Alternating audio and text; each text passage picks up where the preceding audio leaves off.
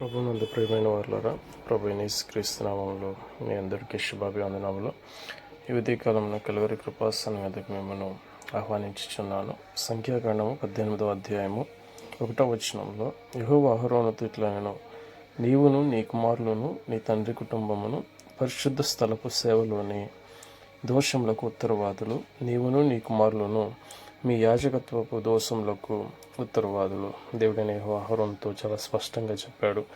ఎందుకనంటే మీ కుటుంబాన్ని నేను సేవ చేయడానికి, పరిశుద్ధ స్థలంలో సేవ చేయడానికి ఏర్పరచుకున్నాను. కాబట్టి నీ తండ్రి కుటుంబము, మీ కుమారులు మాత్రమే ఇక్కడ ఏదైనా దోషం జరిగిన యెడల దేవుని సన్నిధిలో ప్రత్యక్ష గుడారంలో సేవ చేయ విధానంలో ఏ దోషమైనా సరే కలిగిన యెడల అది దానికి మీరే ఉత్తరవాదులు. మీ కుమారులు మీ యాజకత్వపు దోషంలోకి వారే ఉత్తరవాదులు. సమాజం మీద దాన్ని నెట్టడానికి కానీ ఇశ్రాయేలీయులకు బాధ్యత లేదని చాలా స్పష్టంగా అహరోనుతో చెప్పినట్లుగా చూస్తాం. కాబట్టి యాజకులైన వారు, సేవకులైన వారు తమ యాజక ధర్మాన్ని, సేవా ధర్మాన్ని దేవుని ఎదుట భయభక్తులు కలిగిన వారుగా, ఆయన దృష్టిలో యోగ్యమైనగా చేసుకోవాలని, అట్టి బాధ్యతను దేవుడు వారి మీద ఉంచారని గుర్తించాలని ప్రభు పేరిట మనం చేస్తున్నాను. ఆమేన్.